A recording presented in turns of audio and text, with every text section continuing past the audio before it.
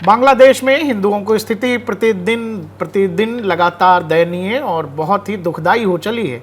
और अब वहाँ जो लोग सरकारी नौकरियों में हैं उनसे सफ़ेद कागज़ पर लिखवा के इस्तीफ़ा लिया जा रहा है। कह दिया जा रहा है कि जी मैं इस्तीफ़ा दे रहा हूँ या दे रही हूँ, और इसी से पद त्याग हो जा रहा है। बहुत सारे नाम ऐसे हैं जो सरकारी स्कूल, कॉलेजों में, यूनिवर्सिटीज़ में लोग काम कर रहे थे, वहाँ की प्रिंसिपल, टीचर, प्रोफेसर से इसी तरह से एक भीड़ आती है और वो भीड़ सफ़ेद पेपर पर इस्तीफ़ा लिखवा ले रही है।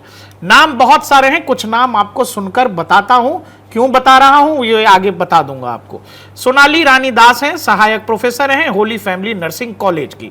भुवेश चंद्र रॉय हैं, प्रधानाचार्य थे police line high school and college Thakurgaon के। सौमित्र शेखर, कुलपति काजी नजरुल इस्लाम विश्वविद्यालय।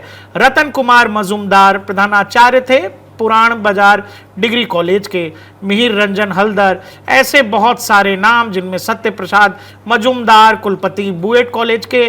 केका रॉय चौधरी, प्रधानाचार्य वीएनसी। कंचन कुमार विश्वास, ऐसे सैकड़ों नाम हैं जिनसे जबरदस्ती इस्तीफा ले लिया गया केवल इस बिना पर कि आप हिंदू हैं।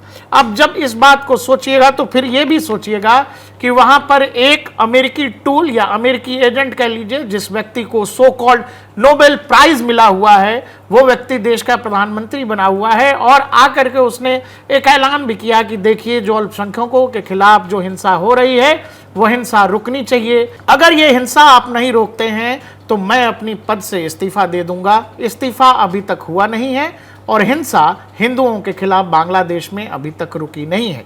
ये तमाम नाम जो मैंने आपको बताए हैं, वो चाहे कृष्णा बरुआ हो, सुब्रता विकास बरुआ हो, सुबेद चंद्र रॉय हो, नीलम चंद्र रॉय हो, सुभाष चंद्र दास, अर्पण कुमार चौधरी, कनक कुमार बरुआ, बाबुल चंद्रशेखर, समीर क्रांति दास, ये तमाम वो लोग जो हिंदुओं के रहते हुए वहाँ अलग अलग प्रतिष्ठानों में नौकरी कर रहे थे, उनसे बस इसी बिना पर इस्तीफा ले लिया गया कि आप हिंदू हैं।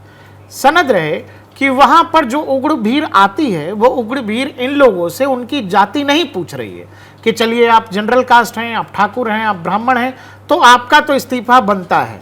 आप एससी हैं, आप एसटी हैं, आप ओबीसी हैं, आप जो हैं आदिवासी हैं, तो चलिए आपको आरक्षण के तहत रहने देते हैं, आपसे इस्तीफा नहीं लिखवाएंगे क्योंकि यहाँ भाईचारा रहता है। भारत में एक अजीब तरह का भाईचारा लोग निभाते हैं इसी बिना पर। और सनद रहे कि बांग्लादेश में कोई किसी से जाति नहीं पूछ रहा है, आप हिंदू हैं, बस इसी बिना पर आपसे आपके इस्तीफे लिखवाए जा रहे हैं।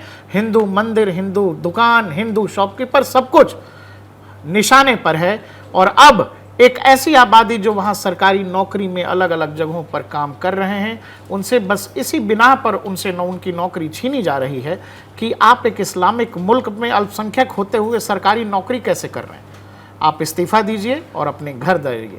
और मैं फिर आपसे कह रहा हूँ, जब इस देश की राजनीति में जाति बड़ा ज़रूरी हो चला है और आने वाले समय में मुझे, आपको, हम सबको, शायद पूरे देश में एक जाति जनगणना होनी ही वाली है, तब बांग्लादेश में कोई किसी से जाति नहीं पूछ रहा है।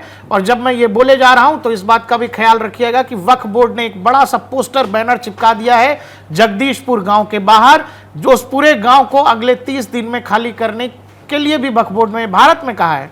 और उस गांव को लेकर भी वक्फ बोर्ड ये नहीं पूछ रहा है कि कौन किस जाति का है। शायद अलग जाति की हो, निचले जाति को हो तो वो घर बच जाएंगे, ऐसा नहीं है।